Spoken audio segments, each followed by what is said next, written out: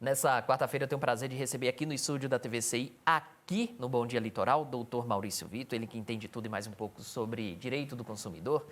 E doutor, as pessoas mais velhas tinham muito hábito de utilizar cheque. Até nos dias atuais ainda tem negociações que são feitas em cheque. Agora acontece que um caso chama muita atenção de um telespectador aqui do Bom Dia Litoral. Essa pessoa teria recebido um cheque, esse cheque teria sido devolvido para o banco e depois de 60 dias, devolvido pelo banco, depois de 60 dias a pessoa foi lá, teria solucionado o seu problema. Na verdade, teria emitido um cheque, né? E depois teria solucionado o problema. E isso aconteceu em 2017. E agora, 6 anos depois, essa pessoa tem recebido uma ligação de uma central falando que a dívida atualmente está em R$10.000. Mas ela falou, não, mas não tinha problema nenhum lá atrás, o que está acontecendo? Doutor, num caso como esse, como agir? Muito bom dia, seja bem-vindo. Bom dia, Pierre, bom dia nossa equipe, bom dia aos nossos queridos telespectadores em todo o estado do Paraná, em todo o Brasil, né? Pierre, é uma situação realmente complicada, mas não é inédito, tá? Num processo de arquitetura para recuperação de créditos antigos, foi sendo criada e aperfeiçoada, e lá no início dos anos 2000 consolidou-se, uma lei que regula a atividade de empresas recuperadoras de ativos, de créditos.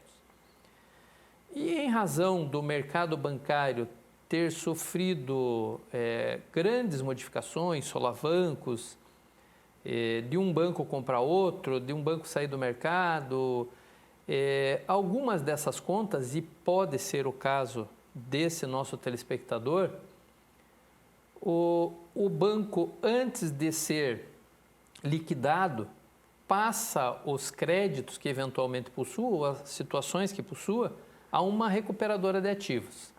Essas recuperadoras de ativos também são ligadas a bancos.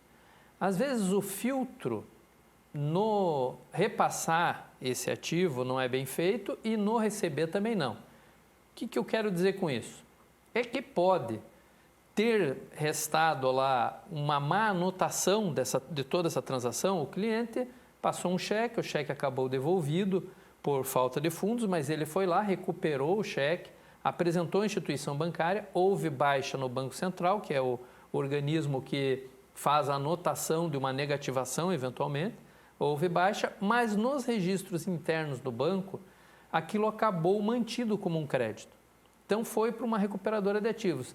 Às vezes até, eu não creio que seja o caso, vamos esperar que não, mas até uma malícia para um balanço patrimonial para venda. Então, aquilo registrado como crédito vai para a recuperadora de ativos e a recuperadora de ativos passa a incomodar o consumidor como se crédito ali houvesse. É um caso que não é raro, Pierre, mas que deve ser tratado pelo consumidor com muita seriedade, porque senão ele vai acabar num prejuízo grande.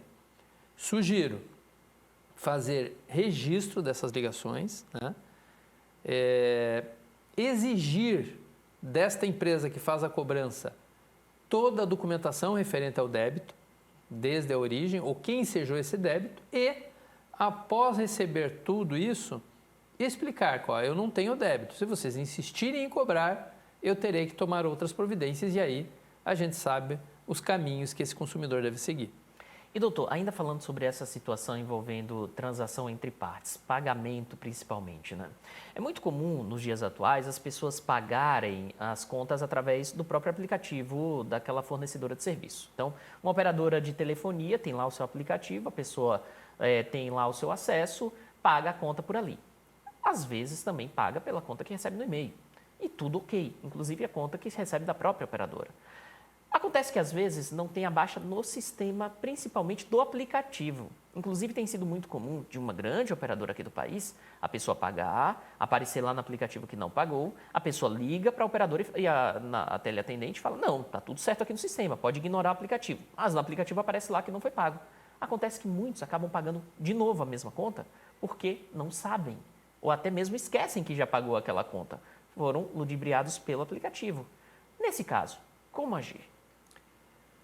é estampada a má-fé, né? Porque isso, claro, como você diz, gera uma dúvida para o consumidor, pode ser cobrado novamente ou, no mínimo, o consumidor desatento, não guardou um comprovante, não se recorda bem, efetua um novo pagamento e isso vira um lucro para a empresa operadora e um prejuízo para o consumidor.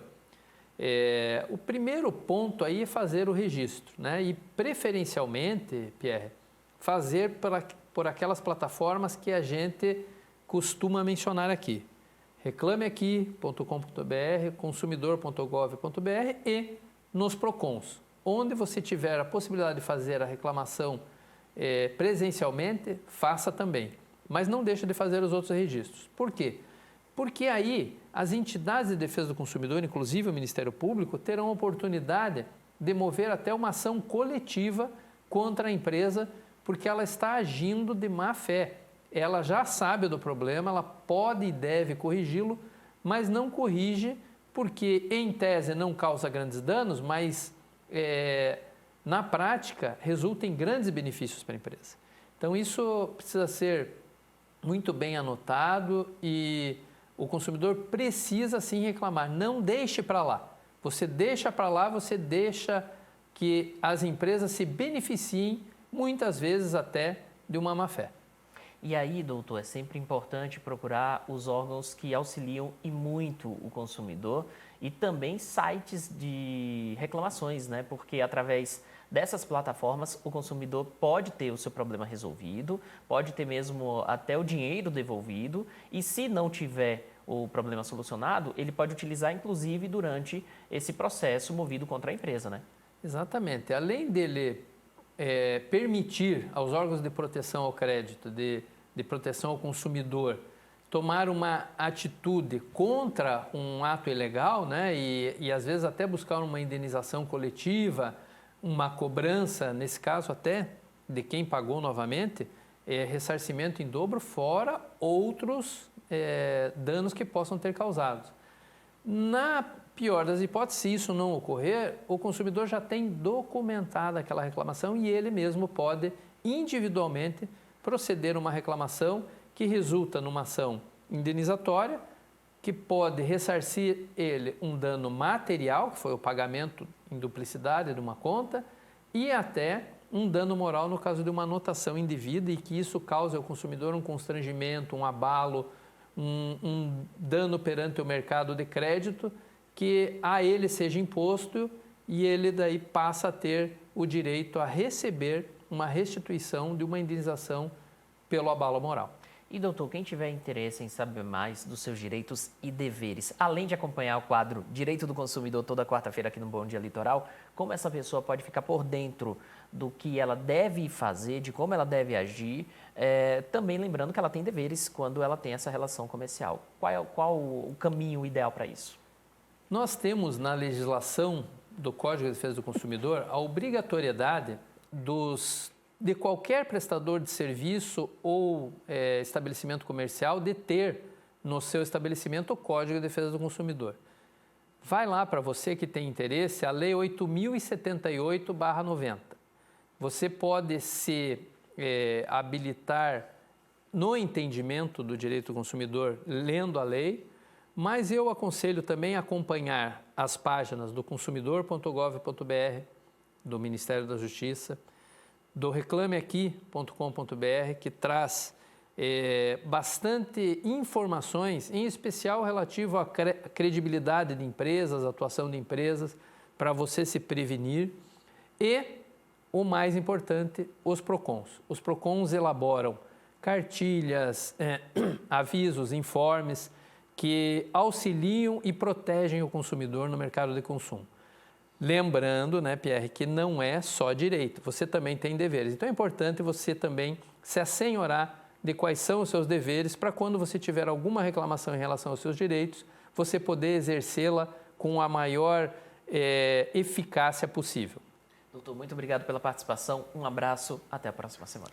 Um abraço, Pierre, um abraço à equipe, um abraço aos nossos telespectadores, o agradecimento, né, pela participação, pelas perguntas, pelas dúvidas e ao nosso telespectador em específico deste cheque, faça os registros e, se necessário, promova uma ação para que você se livre de um incômodo indevido. É uma cobrança absurda, né?